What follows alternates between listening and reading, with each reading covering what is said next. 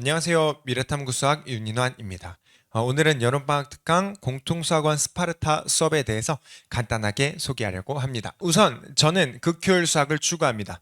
다른 아이들은 한 문제 풀 때 저희 반 아이들은 10문제를 풀었으면 좋겠고, 그것을 실제로 실현해내기 위해서 많은 것들을 다양한 형태로 녹여내고 있습니다. 이 수업에 대한 대상부터 말씀을 드리겠습니다. 우선은 중등 수학을 모두 공부했고 고등 수학을 공부할 차례이면서 동시에 처음 시작하는 고등 수학을 정말 제대로 공부해보고 싶은 학생들에게 이 강좌를 강력하게 추천합니다. 그리고 공통수학원을 1회 이상 학습했음에도 불구하고 자신들이 원하는 성취도가 나오지 않아서 좀 답답함을 느끼고 있는 학생들에게도 이 강좌를 추천합니다. 이 강좌의 목표는 고등학교 1학년 9월 모의고사 기준으로 2등급 이내에 들어오는 것이 이 강좌의 목표입니다. 일정은 월요일부터 금요일까지 아침 9시부터 오후 4시까지 진행이 되고요. 중간에 30분 정도의 점심시간이 있습니다. 그리고 부족한 학생들은 4시에 수업이 끝나고 나서 클리닉이 좀 있을 예정이고요. 거기서 다 마무리하지 못한 부분들이 있다면 주말 클리닉을 통해서 마무리를 하려고 합니다. 강의 계획서는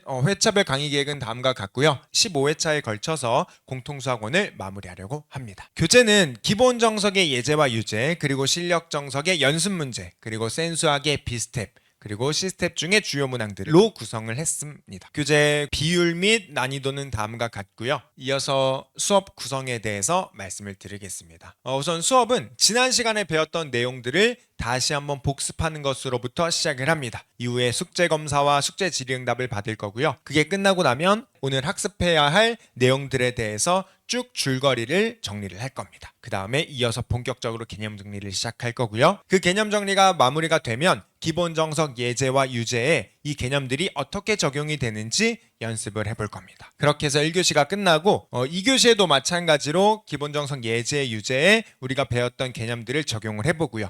이후에 이어서 실력 정석 연습 문제도 풀어보면서 내가 배웠던 개념이 어떤 방식으로 활용될 수 있는지, 어떻게 응용될 수 있는지, 또 어느 정도의 난이도까지 올라갈 수 있는지들을 실력 정석 연습 문제를 통해서 학습을 할 겁니다. 이후에 30분 정도의 점심시간이 있고요. 그 다음에 3교시에는 센수학 문제풀이를 진행합니다.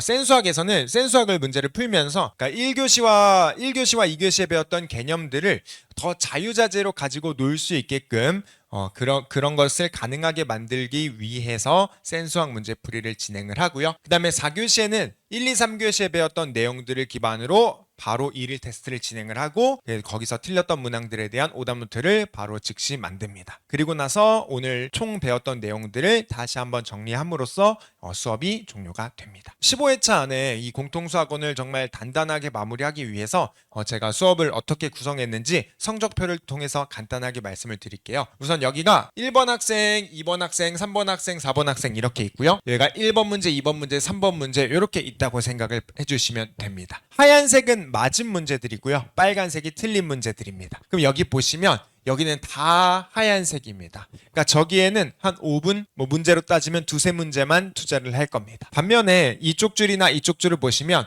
빨간색이 상당히 많다라는 걸 보실 수 있으실 거예요. 그러면 저러한 형태의 문제들 또는 저런 유형들에 대해서는 5문제, 6문제, 7문제 더 많은 문제를 풀리고 시간 투자도 10분, 15분 함으로써 이런 빨간색들이 없도록, 아이들이 생기지 않도록 그렇게 좀 수업을 구성을 했습니다. 숙제는 매일 하는 수업이지만 15문제씩 나가고요. 그래도 부담을 좀 줄이기 위해서 40분의 소요 시간을 잡고 있습니다.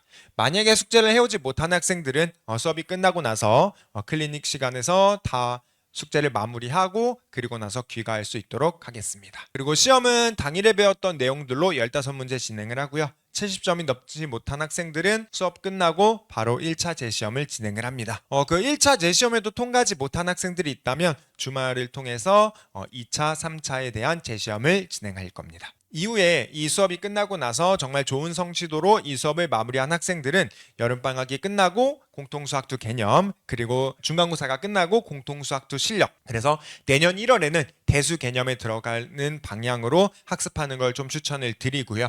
만약에 조금 아쉬운 성취도로 마무리한 학생들은 공통수학원 문제풀이를 한 번 더 진행을 하면서 공통수학원을 조금 더 단단하게 만들고 그 이후에 공통수학2 개념을 가는 것을 추천드립니다. 해서 내년 3월쯤에 대수 개념에 들어가는 것을 목표로 수업하는 것을 추천드립니다. 종강을 하고 나면 개별적으로 틀린 문제들을 모은 오답 모음집을 제공을 하고요. 또 어떤 문제들을 잘했었고 어떤 문제들을 못했었는지 총괄 성적표를 제공해 드립니다. 제 작년 정규반 학생들의 결과입니다. 여기 나와 있는 등급은 모의고사, 수능 등급입니다. 27%의 학생들이 최고 2등급을 맞았고요. 54%의 학생들이 최고 1등급을 맞았습니다.